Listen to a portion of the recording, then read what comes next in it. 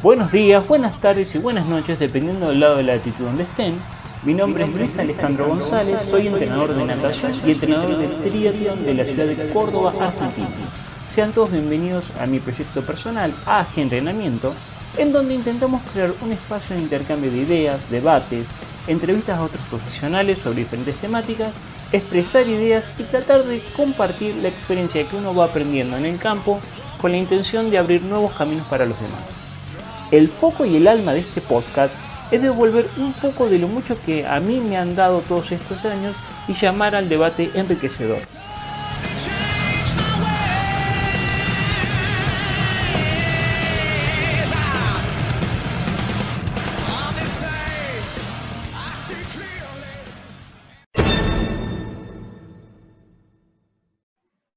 Bien, buenos días, buenas tardes a todos. El día de hoy lo hemos convocado el doctor Javier Martelotto para hablar un poco de ciertos aristas o pilares que no se saben tener en cuenta cuando hablamos de salud y qué es lo que es la salud propiamente dicho. ¿Cómo andas, Doc? Buen día. ¿Cómo estás, Alejandro? Buen día. Gracias por invitarme a este espacio. Un poquito para que la gente sepa quién sos. Contame un poco tus inicios, a qué te dedicás, básicamente qué has estado haciendo en los últimos años, más o menos como para poner un poco en tono a la gente. Bien. Bueno, como vos dijiste, soy médico. Dentro de mi rol como médico, siempre planteo que hubo un año bisagra en mi práctica profesional, que fue el 2007, y desde entonces, por cuestiones personales, empezó a ocupar mucho espacio en mi cabeza y le empecé a dedicar mucho tiempo a buscar cómo desarrollar, cómo mejorar la salud. Ale, la salud es un término que generalmente en la medicina uno cae en la simplicidad de hablar de salud como ausencia de enfermedad y generalmente uno peca en terminar en una definición en círculo que no tiene salida. Y yo considero que salud es una cuestión de bienestar. Y cuando uno investiga un poco, ese bienestar debería estar apoyado en una esfera física, mental, social y emocional, y que depende mucho de nuestro entorno. Entonces, también es importante analizar cada individuo, cómo se siente en su entorno, para ver cómo esa sensación de salud o bienestar se fue moldando el entorno. A veces nos relajamos y el entorno nos condiciona y creemos que estamos en una situación ideal de salud y estamos viciados por ese entorno, entonces nos saca de la media y nos saca de un estado real de bienestar. Doc, te voy a decir una frase muy famosa dentro del campo del entrenamiento. Estoy hablando del campo del entrenamiento y voy a hablar del deporte y después vamos a tratar de bajarla o cómo adaptarla a la dimensión de la salud. Hay un viejo entrenador australiano, creo que ya ha fallecido, que tenía una frase muy famosa que decía: el trabajo de un entrenador no es sacar campeones, sino desarrollar un entorno donde el campeón sea inevitable. ¿Sí? Si nosotros extrapoláramos esa idea a un contexto más normal, creo que la definición, cambiando algunas cuestiones, entraría perfecto. Sino que nosotros deberíamos poder desarrollar un entorno donde la salud integral de la persona sea inevitable. Vos sabés que estás muy en lo cierto. Cuando conozco a un paciente que me busca justamente para generar este tipo de intervenciones, básicamente el desafío mío es generar un vínculo personalizado donde yo pueda interpretar la necesidad desde su entorno. Entonces, el diagnóstico se hace en función de cómo ese entorno lo afecta o lo influye para generar esos hábitos que el paciente me presenta en la consulta. Y básicamente yo creo que el desafío como médico, uno debería generar este tipo de diagnóstico de situación y proyectar un objetivo que va a ir decantando o va a ir sedimentando, como bien dijiste, por acomodar el entorno. Y que la persona lo entienda y que él también sepa poder negociar con su entorno para poder condicionarlo para que le sume. A veces no somos conscientes de que el entorno nos va generando como una especie de acostumbramiento y eso creo que no está bueno. Pregunta. Y como vos, sí, decime. En función a lo que me acabas de decir, como un concepto de biofeedback, el entorno de alguna forma moldea nuestros hábitos, nuestra forma de ver el mundo y nuestra forma de sentirnos, que eso es la parte muy importante, pero al mismo tiempo si uno intenta modificar ciertas cuestiones internas, también tendría que poder modificar el entorno. Entonces es unida y un vuelta, es un link de alguna forma. No es tan fácil lo que estoy diciendo, es bastante complejo, más cuando la persona va creciendo y el entorno es bastante, por así decirlo, agresivo o negativo para la definición de salud que estamos buscando. Pero, ¿estaría yo en lo cierto? Más o menos vamos por esa idea. Tal cual. Yo creo que uno básicamente debería generar periódicamente un autoanálisis donde debería tener las herramientas para entender dónde está parado y desde ahí ver o analizar el entorno y ver si acepta esas condiciones. Entonces, uno conociéndose a uno mismo en sus capacidades o en su estado emocional o físico, poder ver en qué entorno está plantado ese individuo y decir, bueno, a ver, el entorno me suma, me resta, y bueno, ¿y cómo puedo hacer para modificarlo? Por ahí, yendo a una cuestión un poco más práctica, me pasa a veces en pacientes, donde uno cuando analiza su núcleo familiar y ve que en ese núcleo familiar hay personas que no suman para generar buenos gestos desde lo nutricional o desde el movimiento, entonces mi desafío es generar que esa persona sea un agente de cambio en ese núcleo y contagie con buenos hábitos. Entonces, lo lindo de esto es que no necesariamente uno como médico tiene que tener personas o atender a personas con dolencias o con enfermedades que uno tenga que pesquisar, diagnosticar para tratar, sino que también deberíamos estar preparados para asistir a personas sanas o aparentemente sanas que quieran estar mejor. Entonces, en esa búsqueda de mejorar ese estado de salud, sin darnos cuenta, prevenimos, preservamos y potenciamos la salud, que a largo plazo genera un efecto onda, tsunami, que básicamente es lo que uno debería buscar como médico, más allá de que uno busque diagnosticar y tratar enfermedades. Pero entonces, la prevención iría desde ahí. Si vos me estás diciendo eso, la primera pregunta yo te tendría que hacer para sentar una base es un concepto parecido o tratar de llegar a una definición de salud, por así decirlo, como para podamos partir en esta construcción. La definición de salud para mí tiene dos formas de enfocarlo, una forma objetiva y una forma subjetiva, básicamente.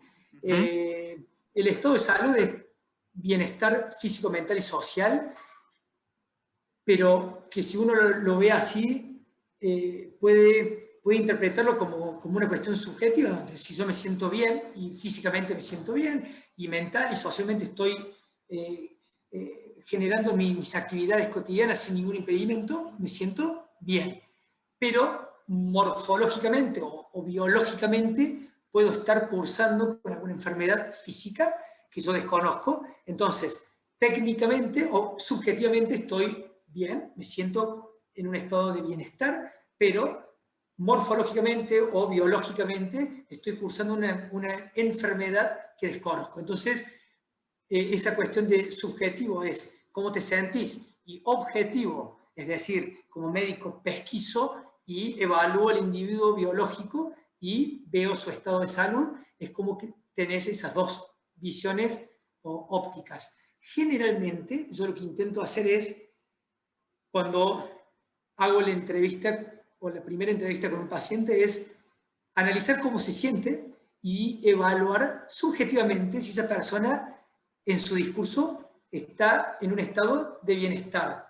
Y si esa persona me describe algún tipo de dolencia, algún tipo de disconfort, evaluar si hace falta pesquisar médicamente en busca de alguna enfermedad, alguna dolencia, y si no, potenciar ese buen estado de salud, potenciar lo que esté haciendo bien para poder mejorarlo y lograr mejorar ese estado de salud. ¿Se entiende? Entonces, cuando no me presentan dolencias que como médico me llamen la atención y que me exijan salir a buscar ese diagnóstico de enfermedad, me gusta en el primer mes o en los primeros 2 meses, 3 meses, generar la adaptación o incorporar hábitos, tratar de buscar una línea conductual y después ir a buscar confirmar la salud ya desde la óptica médica dura, ¿se entiende? Entonces, por ahí uno... un trabajo detectivesco. Pero en un segundo tiempo, y te vuelvo a repetir, salvo que cuando uno hace esa entrevista considere de que hay cuestiones médicas a pesquisar desde un laboratorio, un estudio, o una interconsulta con un cardiólogo, etc.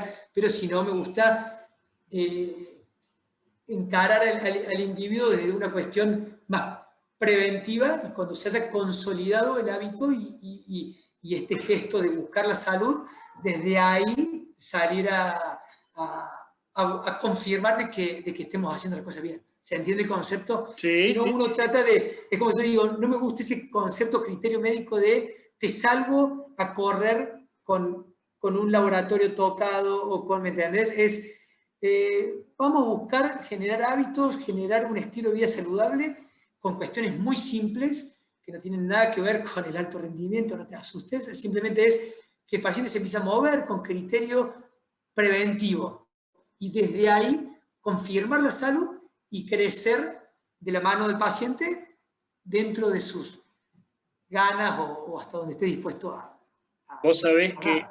es impresionante, sobre todo en los chicos lo veo, que es donde yo más contacto tengo, cómo la actividad física modifica completamente su psiquis y su forma de ver el mundo. Después hay un techo que es justamente el contexto. No vamos a entrar en detalles, pero mientras cómo la actividad física modifica y cambia la forma del chico de relacionarse con su entorno inmediato.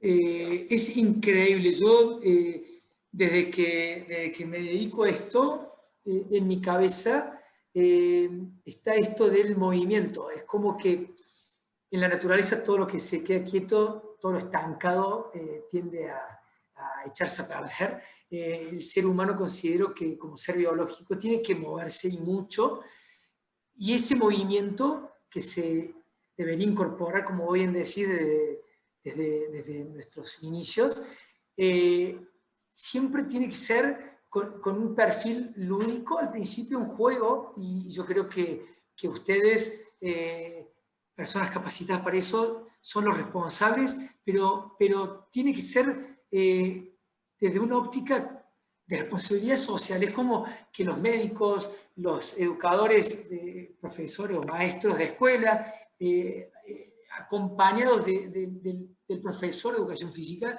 deberían ser todos responsables de incorporarlo en nuestra agenda profesional como un sí o sí. Eso es como que no se debería negociar, porque está demostrado, como bien decís, que cuando uno lo incorpora de chico y lo practica, se genera una disciplina y un hábito que vino para quedarse. El problema es cuando se lo intenta incorporar de una manera que se percibe con estrés o como una cuestión obligada de currícula, por decirlo de alguna manera, y eso en muchos individuos genera rechazo o genera un disconfort y una semillita que no prospera. A ver, Doc, a ver si estás de acuerdo conmigo. No lo digo yo, lo dice la ciencia. El movimiento en sí no solamente es un gesto biomecánico, es un gesto donde se expresa la emocionalidad de la persona. Mientras más situaciones positivas queden grabadas en el sistema psicoafectivo de la persona, más adherencia va a haber hacia un hábito. ¿Sí? Entonces, por ahí el camino, porque es muy común ver, por ejemplo, yo analizo mucho las cuestiones de imagen, y el otro día estaba leyendo una página de Inglaterra, de Manchester, de un entrenador que decía: nosotros sacamos el triatleta que hay en vos. Entonces pasa de una persona normal, o de formas normales, vamos a ponerle, a un deportista súper definido, en forma, etcétera, etcétera, etcétera. Mostrar esa imagen para mí es contraproducente, porque te está diciendo, primero te está diciendo, ese es el único camino hacia ser una persona sana y activa. De ser nada, por así decirlo, vamos a hacer un término muy crudo, a ser un deportista de exposición, vamos a decirlo de esa forma. Y hay una matiz de... Nosotros pensamos, viste, que nuestro pensamiento es binario. ¿Es esto o es esto? No.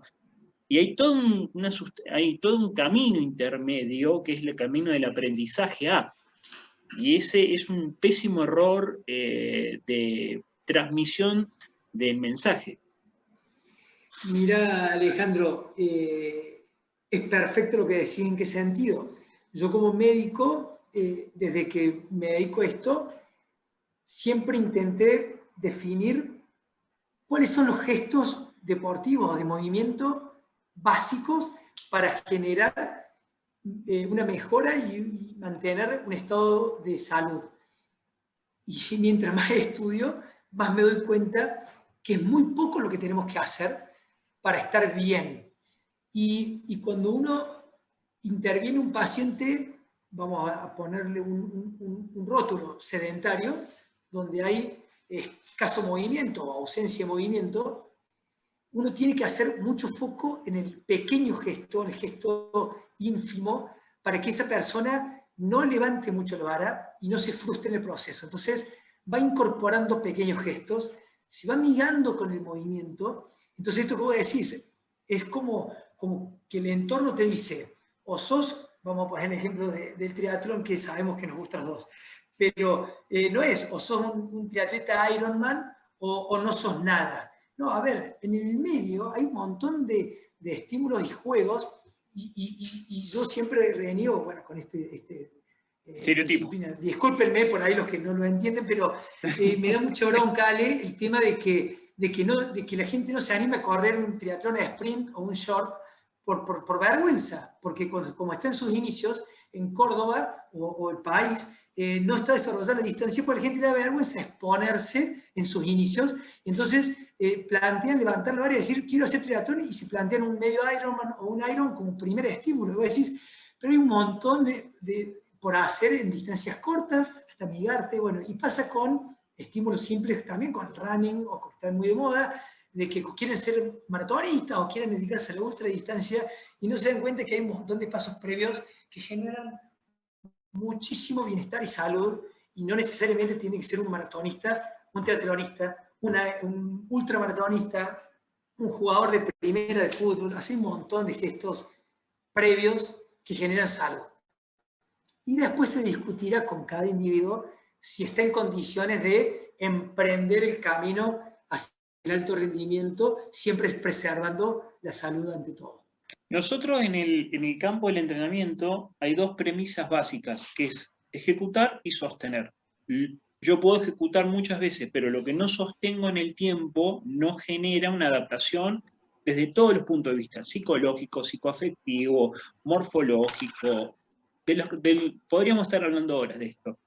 Pero, y hago una mea culpa de hace muchos años atrás, yo te digo hoy, y yo hace 10 años atrás no me reconozco. O sea, yo hoy no reconozco a la persona que era yo hace 10 años atrás, justamente un poco moldeado por haber entrado a trabajar con chicos de mediano alto rendimiento. O sea, no pasé por la etapa previa. Cuando uno ve a las personas que, por ejemplo, como vos bien decís, se animen a correr un sprint como una distancia inicial, los entrenadores solemos decir, listo, vamos a la siguiente etapa, como queriendo llevarlo rápidamente al rendimiento y sin dejar que decanten los procesos intermedios que son los que nos van a permitir sostener en el tiempo a esa persona dentro de la actividad física. Y también una cuestión antiquísima, no hemos aprendido a hacer los refuerzos positivos, porque hacerte una palmadita en la espalda y decirte, che, qué bien que estuviste, no es un refuerzo positivo. Celebrar todo el proceso es un refuerzo positivo. Vos sabés que eso es muy cierto y cuando yo recibo un paciente en el consultorio, lo que intento hacer es definir un día 1 y evaluar ese inicio, plantear ese objetivo que estuvimos hablando y ir consolidando gestos que se disfruten y que no generen ansiedad y estrés, tanto en lo del movimiento como en lo nutricional, pero siempre haciendo el ejercicio, como siempre digo a mis pacientes, todos los cambios que hagamos, imagínate preservando este cambio el resto de tu vida y no una intervención única para un resultado que después se desinfle y que tengamos que volver a empezar. Entonces, si vas a tomar una decisión desde lo nutricional, bueno, imagínate el resto de tu vida con ese cambio. Si vas a incorporar un gesto deportivo, un gesto de movimiento, imagínate el resto de tu vida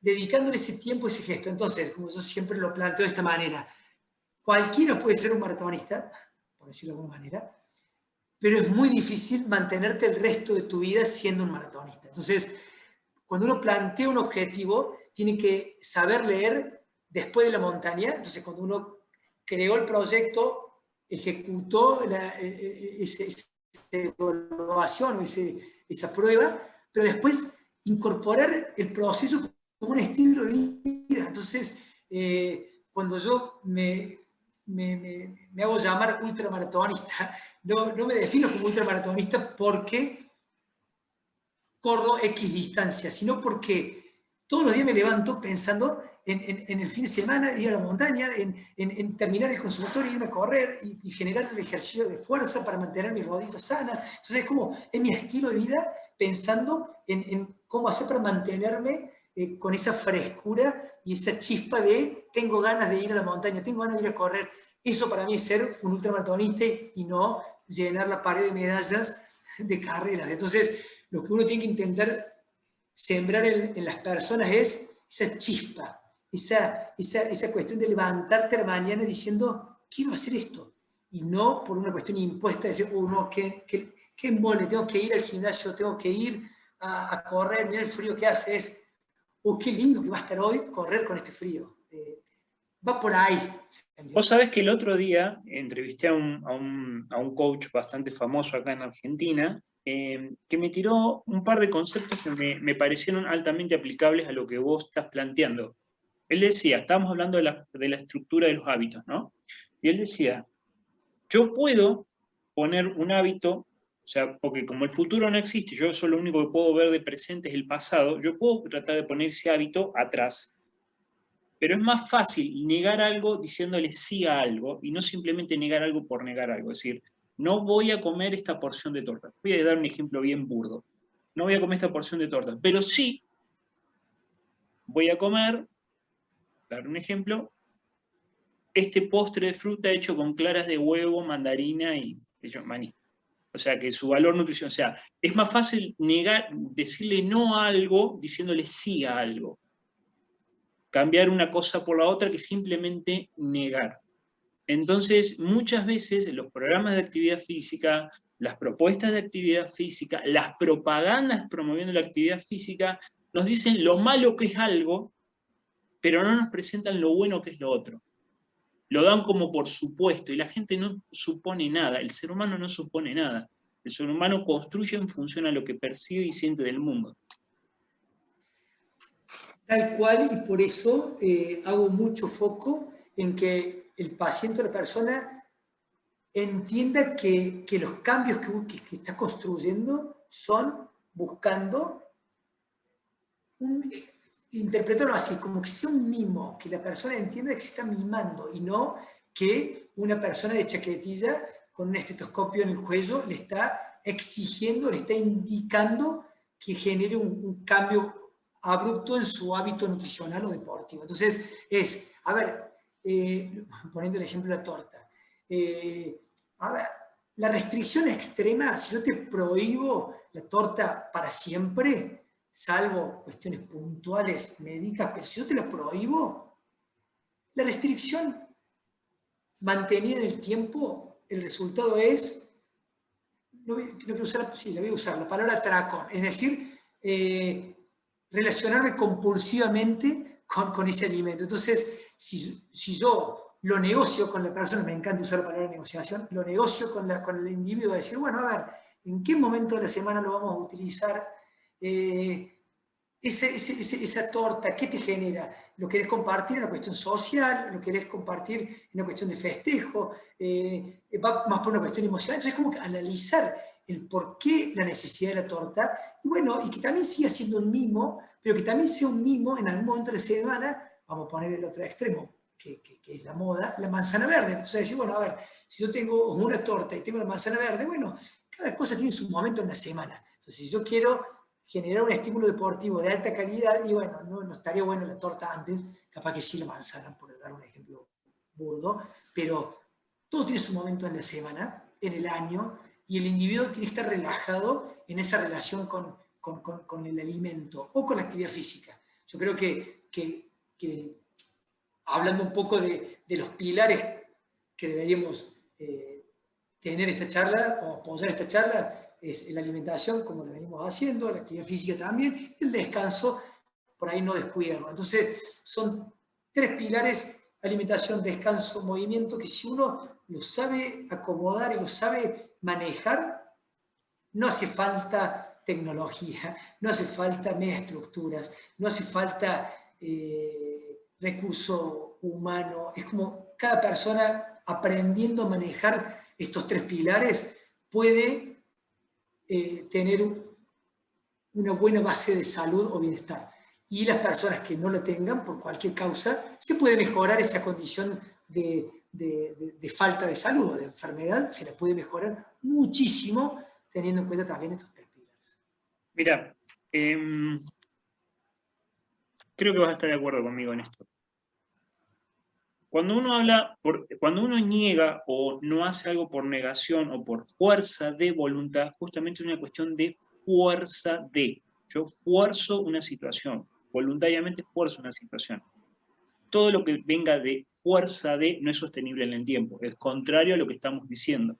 Ahora, si yo me planto y digo, yo soy consciente de que quiero esto, ya no voy por fuerza de voluntad, sino voy por iniciativa propia, voy por convencimiento.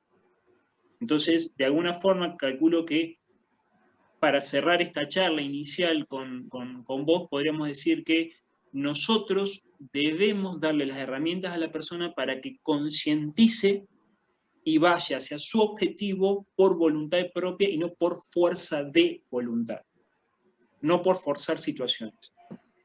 Es buenísimo eso porque como médico a uno nos enseñan de esta cuestión media patriarcal donde uno genera un verticalismo en la relación y con el paciente, donde uno indica, prescribe y el paciente obedece. Y en este rubro, o en esta área de la salud, yo creo que, y me gusta decirlo mucho en consultorio, yo creo que uno debería ser socio con el paciente, donde como socios en esta empresa tenemos que trabajar juntos. Entonces, la obra hombre la pone el paciente porque es el que va a ejecutar el plan. Y uno trata de indicar o guiar a esa persona con el conocimiento. Entonces, yo te doy la herramienta intelectual y el conocimiento y la experiencia para que ataquemos el objetivo, pero vos vas a tener que trabajar, somos socios. Entonces, vos me vas a tener que consultar, vos me vas a tener que exigir que yo te dé una respuesta académica, científica, donde yo tenga que irme a estudiar si no sé, o a pedir ayuda si no sé, y si sé, enseñarte para que vos aprendas. Y esto que vos decís, que sea una herramienta más dentro del saber de la persona. Entonces, también terminando y cerrando un poco esto, si vos me preguntás a mí cómo me veo yo en mis próximos años como médico, y yo me veo Primero, tratando de llegar a la mayor cantidad de gente posible, tratando de lograr este clic de que la salud no viene en pastillitas, la salud no viene en jeringas. La salud, como yo la planteo, viene del que el individuo se conozca dónde está parado, que se haga un análisis de situación y que todos deberíamos tener un proyecto de salud y construirlo, usando las herramientas, el movimiento, la nutrición, el buen descanso y, obvio, usar la herramienta médica para que nos ayude. Pero yo puedo tener la vacuna, puedo tener el antibiótico, puedo tener la pastillita, pero si no tengo una estructura de base, de buenos hábitos, todo lo otro en algunas situaciones no alcanza. Entonces, si yo tengo una buena base de salud, todo lo otro suma para la larga vida, pero necesitamos la base, que es lo que estamos tratando de plantear y de presentarle a la gente esto de, bueno, ataquemos el proyecto, lo ataquemos, lo desarrollemos y demos este espacio para que en el futuro o pregunten o invitar a gente que sea especialista en otras áreas y que pueda ayudarnos y nos iluminen en el conocimiento de generar el clic como sociedad en cuestiones básicas de salud. Perfecto. Bueno, doctor, ¿le parece que podríamos cerrar esta charla con una palabra? Algo que terminara describiendo, a ver, yo podría decir cambio, pero cambio es un mecanismo mucho más profundo. Yo empezaría con el puntapié inicial, por ahí podríamos decir conciencia o toma de conciencia. Sí. Desde mi rol como médico, tomar conciencia de que a veces el estar sentado en un consultorio no alcanza. Como médicos, y si queremos realmente generar cambios, hay que acompañar al paciente en el proceso, y acompañarlo no es simplemente estar atrás de un escritorio, sino también es, como siempre digo, y ser bien gráfico, estar en el barro. Estoy hablando de la prevención, ¿no?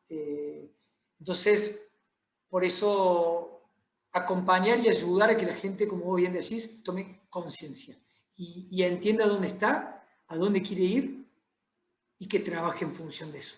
O sea, que generar gestos, actos. Perfecto, perfecto. Bueno, Doc, muchísimas gracias por esta charla. Doc, ¿dónde lo podemos encontrar? Mira, yo trabajo en mi consultorio particular en el Cerro y otro consultorio en Nueva Córdoba. Siempre lo planteo de esta manera. El que me quiera contactar tiene que tener mi teléfono. Ya sé que te vas a reír con esto, pero yo soy la institución. Es como que nada, el que quiera contactarme, que te pida mi teléfono y que me escriba por WhatsApp, que me llame. Me gusta como médico entregarme a la población y ayudar, los que me conocen, incondicionalmente, 24/7.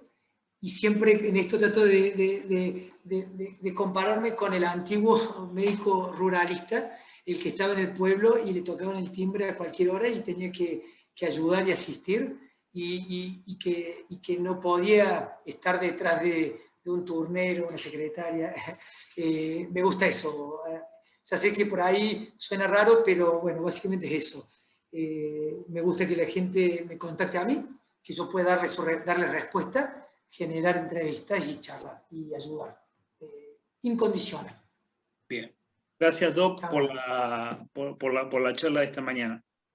Que andes bien, cuídate mucho, ya saben. Doctor Martelotto, lo vamos a tener varias veces, vamos a tratar de ir desarrollando diferentes temas con respecto a la salud, el bienestar y sobre todo el despertar y la transformación hacia un estilo de vida más propicio para todos nosotros. Chao, Javi, cuídate, que tengas buena jornada. Saludos a todos. Cuídate. Chao, gracias. Chau, chau.